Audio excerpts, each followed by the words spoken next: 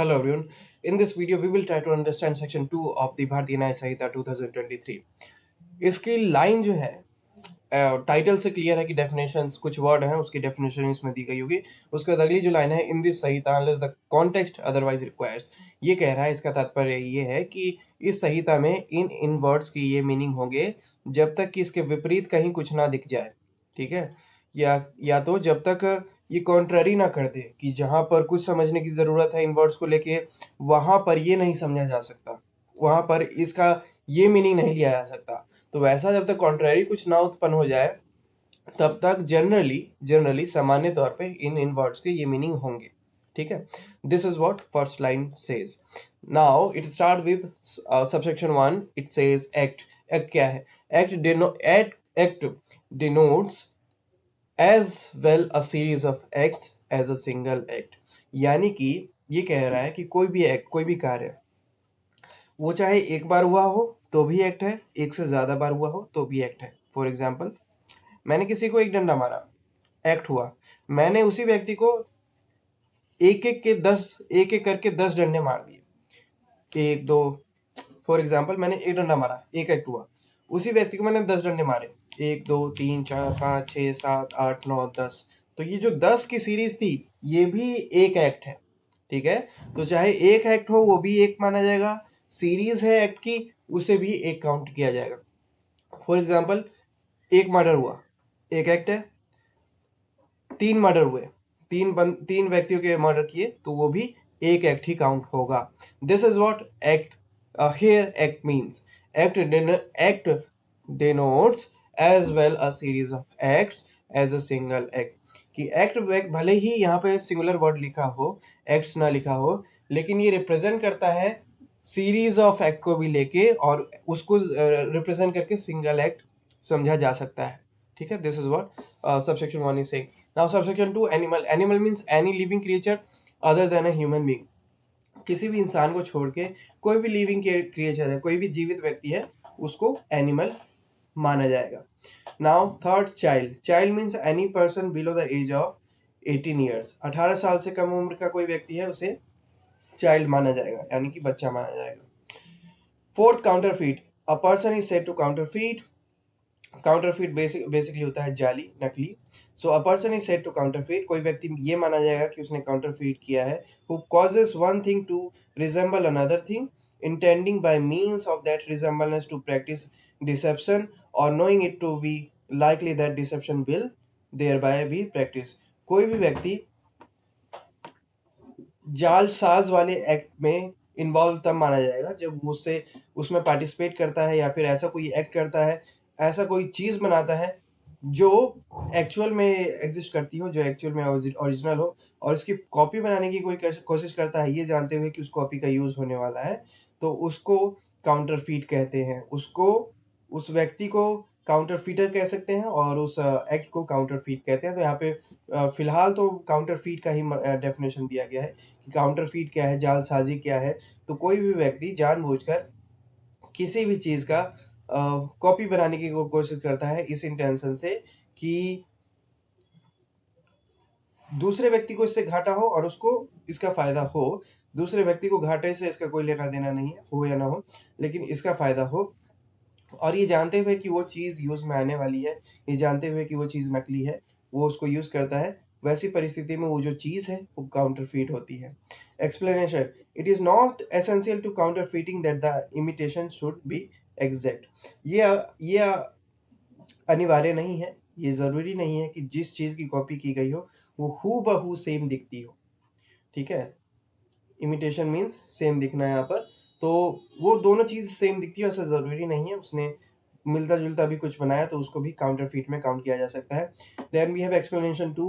When a person causes one thing to resemble another thing and the resemblance is such that a person might be deceived thereby, it shall be presumed until the contrary is proved that the person so causing the one thing to resemble the other thing intended by means of that resembleness to practice deception or knew it to be likely that deception would thereby be practiced। ये कह रहा है कि कोई व्यक्ति अगर पाया जाता है किसी भी दूसरे प्रोडक्ट की नकल करता हुआ, तो जब तक कि इसके विपरीत प्रूफ नहीं हो जाता यानी कि जब तक उसकी दोष सिद्धि नहीं हो जाती और ऐसा कोई एक्ट उस व्यक्ति के द्वारा किया हुआ दिखता है जिसमें वो एक ओरिजिनल पीस का डुप्लीकेट कॉपी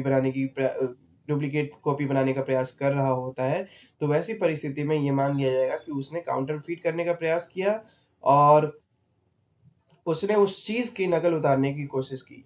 हाँ, इसको गलत सिद्ध करने के लिए उसे खुद को डिफेंड करना होगा, खुद को प्रूव करना होगा कि कैसे जो अज़्यूम किया जा रहा है वो चीज़ एग्ज़िस्ट नहीं करती है, बल्कि लोगों की गलतफ़हमी है, वो प्रूव करेगा वो व्यक्ति। अपार्ट फ्रॉम दैट जो दिख रहा है कि नकली प्रोडक्ट बना है, ओरिजिनल प्रोडक्ट की कॉपी है वो, इस व्यक्ति ने किया है। इस व्यक्ति ने इस उद्देश्य से किया है कि इसको मार्केट में रेगुलेट किया जाए, मार्केट में इसको सेल किया जाए या फिर मार्केट में इसको यूज़ किया जाए। तो ऐसा व्यक्ति काउंटरफीट की श्रेणी में आएगा। Then we have subsection 5 court. Court means a judge who is empowered by law to act judicially alone, or a body of judges which is empowered by law to act judicially as a body when such judge or body of judges is acting judicially. तो कोई भी court है वहाँ पर एक जज व्यक्ति है, एक व्यक्ति है जज, जिसको लॉ के द्वारा पावर दी गई है कि वो अकेले या तो एक से अधिक जज के साथ मिलके किसी पर्टिकुलर टॉपिक पे अपना डिसीजन बताए, जज करे, किसी परिस्थिति को अपना ओपिनियन रखे और ऐसा वो अपने ऑफिशियल ड्यूरेशन में करता है तब जबकि वो अपॉइंटेड हो रखा है स्पेशली उस एक्ट के लिए।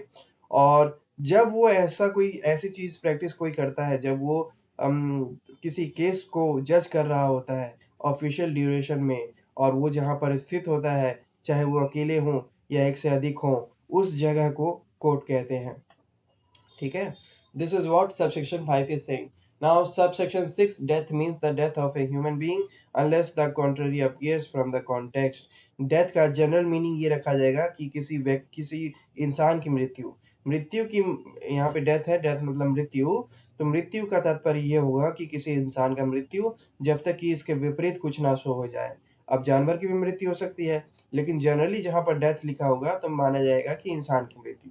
वो अलग बात है कि किसी जानवर की हो तो वहाँ पे मेंशन करना पड़ेगा दैट एनिमल क्रिएचर, ठीक है, कि ह्यूमन नहीं है बट कुछ और है।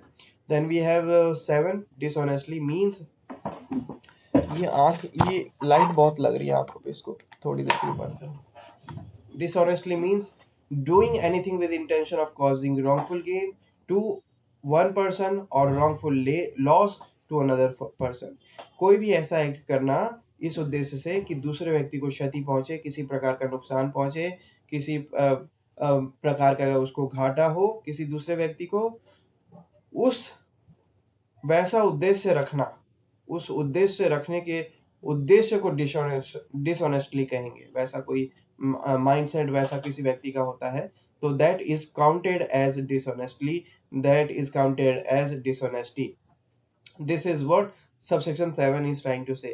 Now we have subsection 8. Document means any matter express or describe upon any substance by means of letter, figure or marks. कोई भी चीज़ हो, कुछ भी हो जिस पे अक्षरों के सहारे, जिस पे किसी चित्र के सहारे, किसी निशान के सहारे, किसी चिन्ह के सहारे और by more than one of those means, या फिर इन्हीं सब का यूज़ करते हुए कुछ भी बनाया हो, कुछ भी डिज़ाइन किया हो, कुछ भी लिखा हो। And include electronic and digital record, चाहे वो इलेक्ट्रॉनिक फॉर्म में ही क्यों ना हो, इंटेंडेड टू बी इशूड, जिसको जानबूझ के बनाया गया हो और विच में बी यूज, ताकि उस चीज़ को यूज़ किया जा सके as evidence of that matter, एक एक सबूत के रूप पे। तो वो जितनी भी चीज़ें हैं उसको डॉक्यूमेंट में काउंट किया जाएगा। फॉर एग्जांपल मैंने पत्थर पे कुछ लिख दिया, उसको एज एन एविडेंस यूज़ करते हैं तो वो डॉक्यूमेंट में काउंट किया जा सकता है। चाहे कॉपी पे बनाया, चाहे मैंने आईपैड पे लिख दिया, चाहे मैंने व्हाट्सएप पे सेंड कर दिया, वो सारी चीज़ें जो है वो डॉक्यूमेंट में ही काउंट होंगी। कोई भी सब्सटेंस ले लीजिए, उस पे किसी भी प्रकार का डिस्क्रिप्शन लिख दीजिए। वो डिस्क्रिप्शन लिखने का कोई भी तरीका हो सकता है, लेटर हो सकता है, फिगर हो सकता है, मार्क हो सकता है, या फिर इनका मिश्रित भी हो सकता है, लेटर और फिगर का, फिगर और मार्क का, मार्क और लेटर का। तो ऐसा भी हो सकता है, मिश्रित भी हो सकता है इस चीज़ का, चाहे वो इलेक्ट्रॉनिक ही क्यों ना हो, चाहे वो डिजिटल ही क्यों ना हो। और उसका ये उद्देश्य अगर एविडेंस के तौर पे यूज़ करना हुआ तो उसको डॉक्यूमेंट कहा जा सकता है, उसको डॉक्यूमेंट कहा जाएगा। Then we have explanation 1। Explanation 1 says it is immaterial by that it is immaterial by what means or upon what It is immaterial by what means or upon what substance the letter, figure, or mark are formed, or whether the evidence is intended for और may be use in a court और not.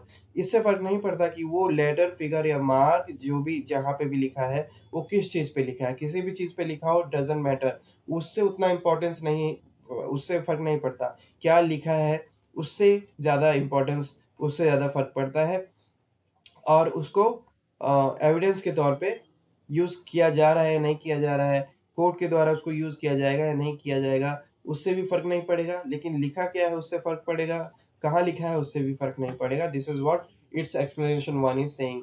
Now we have few illustration or a writing expressing the term of a contract which may be used as evidence of contract is a document।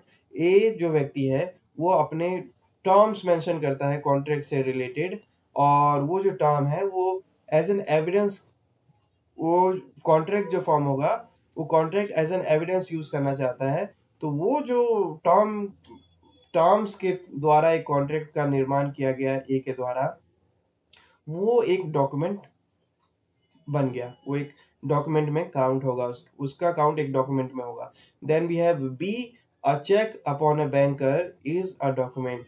एक cheque जो होता है जो किसी customer के द्वारा दिया जाता है एक बैंकर के पास, वो एक डॉक्यूमेंट ही होता है। A power of attorney is a document, चाहे जनरल पावर ऑफ अटर्नी हो, स्पेशल पावर ऑफ अटर्नी हो। पावर ऑफ अटर्नी होता है कि किसी को एक अधिकार देना, चाहे साधारण अधिकार या विशेष अधिकार, वो जो अधिकार दिया जा रहा है वो भी फिगर, लेटर, मार्क्स के यूज करते ही दिया जाता है, तो वो भी डॉक्यूमेंट की श्रेणी में आएगा, उसको भी डॉक्यूमेंट बोलेंगे। Then we have D, a map और plan which is intended to be used और which may be used as evidence is a document. एक मैप है या फिर कोई प्लान है, कोई डिजाइन है मैप का, वो भी एज एन एविडेंस उसको काउंट किया जा सकता है और वो भी एक डॉक्यूमेंट ही है। ई है, ई, ए राइटिंग कंटेनिंग डायरेक्शन और इंस्ट्रक्शन इज ए डॉक्यूमेंट। एक व्यक्ति है वो कुछ इंस्ट्रक्शन और डायरेक्शन लिखता है, वो भी डॉक्यूमेंट ही है। Then we have explanation two, wherever is expressed by means of letters, figures or marks as explained by mercantile or other use shall be deemed to be expressed by such letters, figure or marks within the meaning of this section, although the same may not be actually expressed। कोई भी लिखावट जो उस व्यक्ति के द्वारा ये represent करती हो कि वो उसकी इंटेंशन रिप्रेजेंट करती हो, तो उसको वैसा ही माना जाएगा भले ही कुछ भी लिखा हो। फॉर एग्जाम्पल, एक एक एक ग्रोसरी शॉप ऑनर है, उसने क्या किया, उस जल्दीबाजी में लिखने के लिए वो कुछ कोड्स यूज करता है। फॉर एग्जांपल, चावल का उसने चा लिख दिया, फिर चीनी का उसने ची लिख दिया, चाय पत्ती का चाय लिख दिया उसने, ऐसे करके शॉर्ट फॉर्म वो यूज कर रहा है। और फिर जो भी अमाउंट उसका टोटल बना उसने फिर टोटल अमाउंट लिखा, वो भी ऐसे कर इटैलिक में लिख दिया उसने, ऐसे ऐसे करके, तो वो समझ गया। तो भले ही वो चीज समझ में ना आए दूसरे व्यक्ति को, लेकिन भले ही वो किसी और व्यक्ति को समझ में ना आए, लेकिन जिसके बीच में हो रहा था ट्रांजैक्शन उन दोनों व्यक्ति को समझ में आ जाए, तो भले ही वो दिखने में कुछ और लग रहा हो लेकिन उसकी वही इंटेंशन मानी जाएगी, उसका वही मीनिंग माना जाएगा, उसका वही तात्पर्य माना जाएगा जो दोनों के बीच में डिसाइड हुआ, जो दोनों के माइंड में है, एक्चुअली है, तो उसका वही मीनिंग माना जाएगा। एक्सप्लेनेशन 2 से हमें वही पता चलता है कि भले ही लेटर्स, फिगर्स और मार्क का यूज करके आपने व्यापारिक दिशा में कुछ भी ऐसा लिखा हो जो एक्चुअल में कुछ और लग रहा हो, लेकिन जो आपकी इंटेंशन थी उसको वैसे ही लिया जाएगा, उससे विपरीत नहीं लिया जाएगा। इलस्ट्रेशन, उदाहरण के तौर पे, A writes his name on the back of a bill of exchange payable to his order। The meaning of the endorsement as explained by mercantile usage is that the bill is to be paid to the holder. The endorsement is a document and shall be construed in the same manner as if the word pay to the holder or words to that effect had been written over the signature। ये कह रहा है कि एक bill of exchange, यानी कि दो व्यक्ति में एक ट्रांजैक्शन होना था और जो पेपर है उसके पीछे इन्होंने अपना नाम लिख दिया और उस नाम लिख के साइन कर दिया, उसका वही मतलब होना था, उसका यही मतलब निकाला गया उसके द्वारा कि इसका ये मतलब है कि ये अमाउंट जो है ये होल्डर को पे कर दिया जाएगा, पे टू द होल्डर, ठीक है, जो भी अमाउंट है तो उसको पे टू द होल्डर ना लिख के उसने क्या किया, नाम और साइन वगैरह जो भी है कर दिया, एक काइंड ऑफ सिग्नेचर, और वो समझ भी गए, तो उसको वैसे ही लिया जाएगा, उससे विपरीत नहीं लिया जाएगा कि उसके पे टू द होल्डर ना लिख के उसने साइन किया तो नाम लिखा, तो ये कहें कि इस पे तो नाम लिखा है साइन लिखा है, नहीं। उसकी जो इंटेंशन थी, जो दोनों बीच के जो दोनों व्यक्तियों को पता थी, उसको वैसे ही लिया जाएगा। This is what it's illustration of explanation 2 of subsection 8 of section 2 is saying. Then we have subsection 9, fraudulently. Fraudulently means doing anything with intention to defraud but not otherwise. कि fraudulent यही होगा, जालसाजी यही होगी कि किसी व्यक्ति को छलना, किसी व्यक्ति के साथ फ्रॉड करना, तो उसको ही फ्रॉडुलेंटली माना जाएगा, इसके विपरीत किसी और चीज़ को फ्रॉडुलेंट नहीं माना जाएगा। Then we have subsection 10, gender. Gender का मीन्स द प्रोनाउन ही जो है, एंड इट्स डेरिवेटिव हो गया ही, हिमसेल्फ, हिज, ये सारे डेरिवेटिव्स हो गए। तो ये सारी चीज़ें are use of any person whether male female और ट्रांसजेंडर। तो कोई भी व्यक्ति हो, चाहे मेल हो फीमेल हो या कोई भी ट्रांसजेंडर हो, ही उन सभी को रिप्रेजेंट करेगा। Then we have explanation, transgender shall have the meaning assigned to it in clause K of section 2 of the Transgender Persons Protection of Rights Act 2019। यहाँ पर जो ट्रांसजेंडर टर्म मेंशन है, इसकी डेफिनेशन हम क्लॉज हमें उठानी है, हमें लेनी है एज पर क्लॉज के of section 2 of the transgender persons protection of rights act 2019 के अकॉर्डिंग।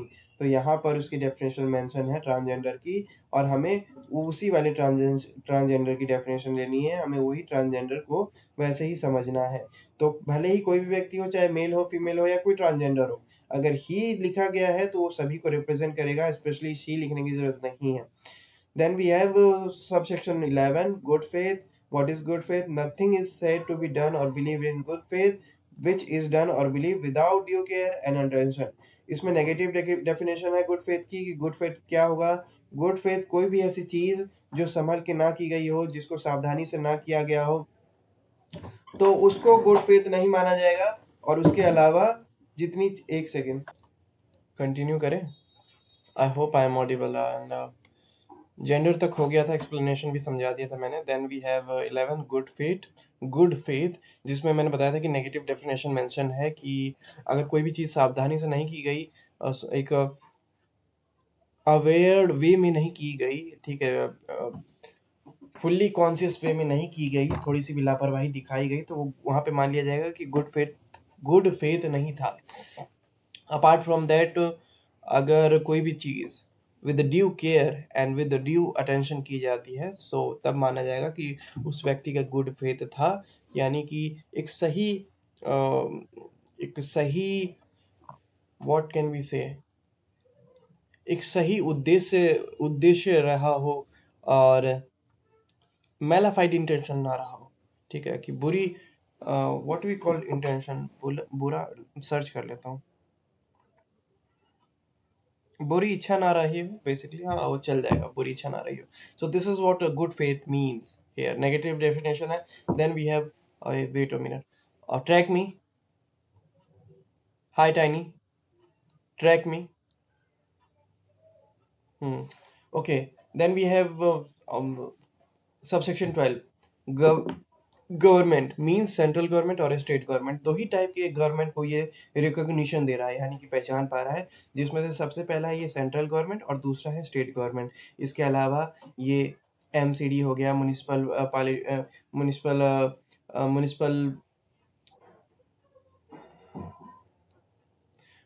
कॉरपोरेशन हो गया, या फिर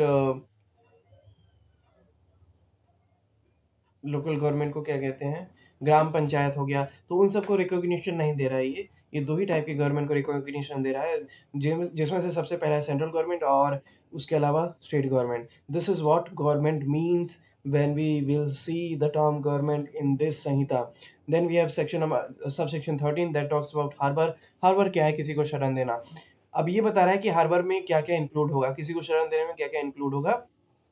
सो includes supplying a person with shelter, किसी भी व्यक्ति को रहने का स्थान देना, खाना देना, पानी देना, पैसा देना, कपड़ा देना, हथियार देना, एमुनिशन और मीन्स ऑफ कन्वेंस, कन्वेंस यानी कि यात्रा करने का साधन देना। एम्यूनिशन क्या है ये मैं भी सर्च कर लेता हूँ। बस मुझे 15 सेकंड का टाइम दे दीजिए।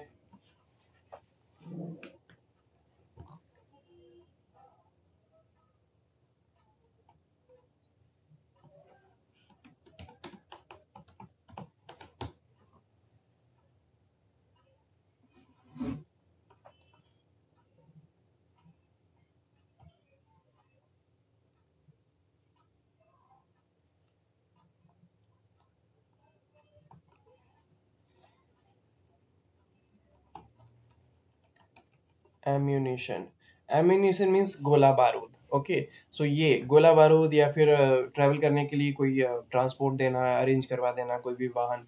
और ठीक है, तो ये सब किसी भी व्यक्ति को आप ये सारी चीज़ें देते हैं तो ये हार्बरिंग यानी कि किसी भी अपराधी को शरण देना माना जाएगा। उसके अलावा और the assisting a person by any means whether of the same kind as those enumerated in this clause और नॉट टू एवेड एप्रीहेंशन। इसी के अलावा किसी भी ऐसे व्यक्ति को जो अपराधी है उसको शरण देना, उसके अलावा उसको छुपाना, उसको बचाना, वो सारी चीज़ें जो हैं हार-बार में आ जाएगी, यानी कि शरण शरण किसी भी अपराधी को शरण देने की श्रेणी में आ जाएगी। उसके बाद है हमारा subsection 14 that is injury means any harm whether illegally caused to any person in body, mind, reputation और प्रॉपर्टी। सो गैर कानूनी तौर पे किसी व्यक्ति की किसी व्यक्ति को क्षति पहुँचाना, क्षति यानी कि चोट पहुँचाना, चाहे वो उस व्यक्ति पे चोट पहुँचाया जाए या उसके शरीर पे या फिर उसकी मस्तिष्क या यानी कि उसकी बुद्धि पे, मानसिक रूप से, शारीरिक रूप से या मानसिक रूप से, या फिर उसकी छवि पे, उसके नाम पे, उसकी पहचान पे या फिर उसकी संपत्ति, उसकी ज़मीन पे। इन सभी चीज़ों पे अगर या इनमें से किसी भी एक चीज़ पे कोई व्यक्ति गैर कानूनी रूप से क्षति पहुँचाता है, तो उसको इंजरी माना जाएगा। इसके अलावा we have subsection 15 illegal and legally bound to do. Illegal यानी कि गैर कानूनी और लीगली बाउंड टू डू यानी कि जो बाधित है करना उसको कानूनन रूप से, जिसके लिए वो बाधित है कि उसे वो करना चाहिए और वो चीज़ वो नहीं करता है।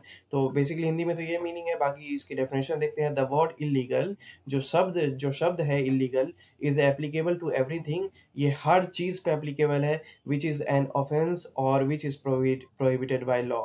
तो जो भी चीज़ कोई ऑफेंस है वो इलीगल है और कोई अपराध है उसको इलीगल माना जाएगा। इसके अलावा कोई भी ऐसा एक्ट है जो कानून के द्वारा मना किया गया है करना और बावजूद उसके कोई व्यक्ति वो करता है तो वो भी इलीगल है, वो भी गैर कानूनी है। उसके बाद और which furnishes ground for a civil action, इसके अलावा कोई भी ऐसी चीज़ जो ऐसा करवा दे कि आपके अगेंस्ट में सिविल एक्शन लेना पड़ जाए। सिविल बेसिकली सिंगुलरली आप पे एक्शन लेना पड़ जाए। सोल वे में आप पे एक्शन लेना पड़ जाए, यानी कि आप अकेले हैं और आप पे एक्शन लेना पड़ जाए। And a person is said to be legally bound to do whether it is illegal in him to omit. और वहीं पर पर्सन व्यक्ति जो है वो बाधित है कानूनन रूप से उस चीज़ को करने के लिए तब माना जाएगा जब वो उसको मानने से मना कर देता है।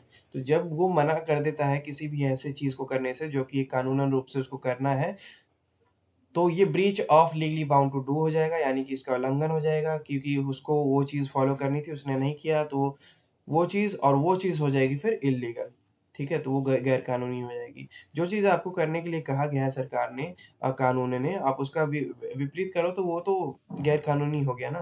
तो गैर कानूनी क्या-क्या हो सकता है? गैर कानूनी जो आप कानून में जो जो जिस चीज़ को कानून सपोर्ट ना करता हो और वो एक्ट करो तो वो गैर कानूनी। इसके अलावा जो चीज़ सरकार ने या फिर कानून ने आपको करने के लिए कहा था और आप वो चीज़ नहीं करते हो तो वो भी गैर कानूनी हो जाएगा। Then we have subsection 16। जब बात करें सबसेक्शन 5 की, तो वहाँ पे कोर्ट की डेफिनेशन थी, जहाँ पर बताया गया था कि जहाँ पे जज बैठेंगे वो कोर्ट होगा, चाहे एक जज बैठे या फिर एक से अधिक जज बैठे हैं अपने ऑफिशियल ड्यूरेशन में, अपने ऑफिशियल टेन्योर में और किसी केस के रिगार्डिंग, डिसीजन के रिगार्डिंग, तो सबसेक्शन 5 में हमने देखा कोर्ट। वहीं पर सबसेक्शन 16 टॉक्स अबाउट जज कि जज कौन है। जज मीन्स अ पर्सन, एक ऐसा व्यक्ति who is officially designated as a जज एंड इंक्लूड अ पर्सन, जो ऑफिशियली जिसको एक पद्धति दी गई है, एक पोस्ट दी गई है जज की। और इसके अलावा जज मतलब क्या होता है? जज मतलब एक ऐसा व्यक्ति जिसको स्पेशली जज की उपाधि दी गई है। उसके अलावा ये दोनों कैटेगरी भी जज में काउंट होते हैं, ये दोनों कैटेगरी भी जज में इंक्लूड होंगे। सबसे पहला, who is empowered by law to give, जो कानून के द्वारा जिसको एक शक्ति दी गई है, एक पावर दी गई है कानून के द्वारा, इन एनी लीगल प्रोसीडिंग, किसी भी कानूनी कार्रवाई में, चाहे सिविल से संबंधित हो या क्रिमिनल से संबंधित हो, अ डेफिनेटिव जजमेंट और a judgment which if not appealed against would be definitive, or a judgment which if confirmed by some authority would be definitive। तो कोई भी ऐसा व्यक्ति जो एक जजमेंट देता है और वो जो जजमेंट है वो फाइनल है, यानी कि अब उसको चैलेंज नहीं किया जा सकता है, और वैसी परिस्थिति में वो जो जजमेंट था वो जिस व्यक्ति ने दिया, that person will be called जज। Second is who is one of a body और पर्सन विच बॉडी और person is empowered by law to give such judgment. कोई भी ऐसा व्यक्ति, चाहे वो एक व्यक्ति हो या फिर एक से अधिक व्यक्ति हो, और उस व्यक्ति का कर्तव्य है और वो व्यक्ति बाधित है कानून के द्वारा जजमेंट देने के लिए, तो जो भी ऐसा व्यक्ति है वो भी जज माना जाएगा।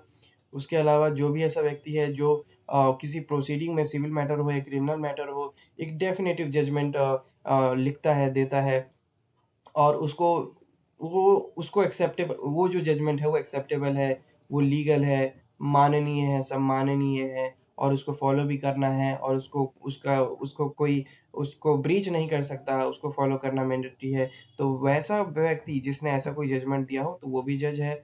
उसके अलावा जो ऑफिशियली जिसको डेजिग्नेशन दी गई है तो वो जज है। तो ये 3 डेफिनेशन हमें सबसेक्शन 16 में देखने को मिलती है रिगार्डिंग जज, एंड सबसेक्शन 5 में हमें देखने को मिलता है कोर्ट। ठीक है। उसके बाद इलस्ट्रेशन में, a magistrate exercising jurisdiction in respect of a charge on which he has power to sentence to fine और इम्प्रिजनमेंट विद और विदाउट अपील इज अ जज। कोई भी मैजिस्ट्रेट है जिनके पास ये पावर है कि वो किसी पे फाइन लगा सकें या फिर किसी को कारावास की सजा दे सकें, चाहे वो भले ही वो जो पनिशमेंट है वो अपीलेबल हो या ना हो, लेकिन वो जज माने जाएंगे जिनके पास ये पावर है, चाहे फाइन देने की या इम्प्रिजनमेंट देने की। ठीक है। वो मैजिस्ट्रेट माने जाएंगे। Then we have subsection 17 life. Life का क्या मतलब है? Means the life of a human being. जब भी हम लाइफ टर्म देखें तो जनरली इसका मतलब ये माना जाएगा कि किसी इंसान का जीवन, unless the contrary appears from the context, जब तक कि इसके विपरीत कोई कुछ सामने ना आ जाए। जनरली अगर लाइफ है, ठीक है, इस संहिता में, तो उसका मतलब life of a human being से है, यानी कि इंसान से, इंसान के जीवन की बात हो रही है। Then we have subsection 18 local law. Local law क्या है? Means a law applicable only to a particular part of India. Local law वो लॉ है जो किसी स्पेसिफिक एरिया में, किसी पर्टिकुलर एरिया में ही, किसी लिमिटेड एरिया में ही एप्लीकेबल है, उससे बाहर नहीं। Then we have subsection 19 man. Man means male human being of any age. तो मैन का मतलब क्या है कि कोई भी पुरुष व्यक्ति किसी भी एज का, वो मैन माना जाएगा। देन वी हैव सबसेक्शन 20 जहाँ पर मंथ एंड ईयर की डेफिनेशन गिवन है। Wherever the word month और the word year is use, जहाँ कहीं भी महीना या साल जो वर्ड है ये यूज किया गया है, it is to be understood, ये समझा जाएगा दैट द मंथ और the year is to be reckoned reckoned according to the Gregorian Gregorian calendar. Pronunciation check कर लीजिएगा। तो ये ग्रेजोरियन और ग्रेगोरियन कैलेंडर के हिसाब से ही हमें मंथ और ईयर को देखना है। ठीक है। इंडियन कैलेंडर के अकॉर्डिंग नहीं, ग्रेगोरियन कैलेंडर के अकॉर्डिंग। ठीक है।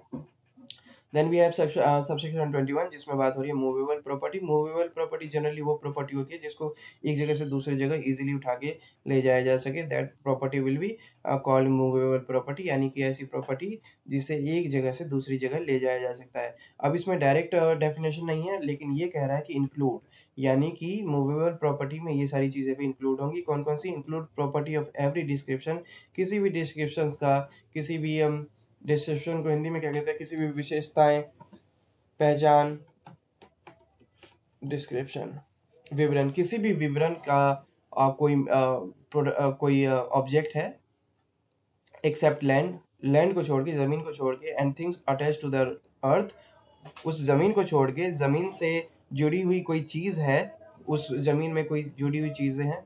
वेट, कॉपीराइट आ सकता है। कंटिन्यू करते हैं। तो मूवेबल प्रॉपर्टी हम देख रहे थे, तो इसमें लैंड इंक्लूड नहीं होगा, उसके अलावा लैंड से जुड़ी हुई, लैंड से जमी हुई, लैंड से चिपकी हुई जो चीज़ें हैं वो भी इंक्लूड नहीं होगी, और permanently fasten to anything which is attached to the earth, इसी के अलावा लैंड से जुड़ी हुई चीज़ें तो नहीं इंक्लूड होंगी मूवेबल में, इसी के अलावा वैसी चीज़ें जो ज़मीन से जुड़ी जुड़ी हुई हों, ज़मीन से चिपकी हुई हों, जैसे कि ये ज़मीन मूवेबल नहीं है। उसके अलावा इस ज़मीन पे बनी हुई दीवार मेरे घर की मूवेबल नहीं है। इस दीवार में लगी हुई चौखटें जो हैं वो मूवेबल नहीं है। इस दीवार में लगी हुई ये इस दीवार में लगा हुआ झूमर जो है वो मूवेबल नहीं है। पंखा जो है वो मूवेबल नहीं है। वो सारी चीज़ें उस दीवार से जुड़ी हुई हैं, वो दीवार ज़मीन से जुड़ी हुई है, ये सारी मूवेबल नहीं है।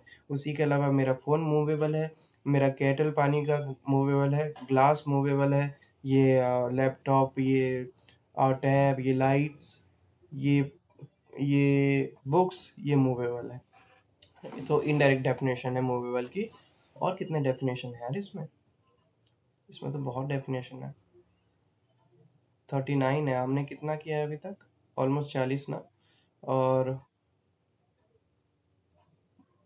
अभी 20 ही किया है, तो इसको 2 पार्ट में कर दें क्या? 2 पार्ट में कर देते हैं ना, ठीक रहेगा।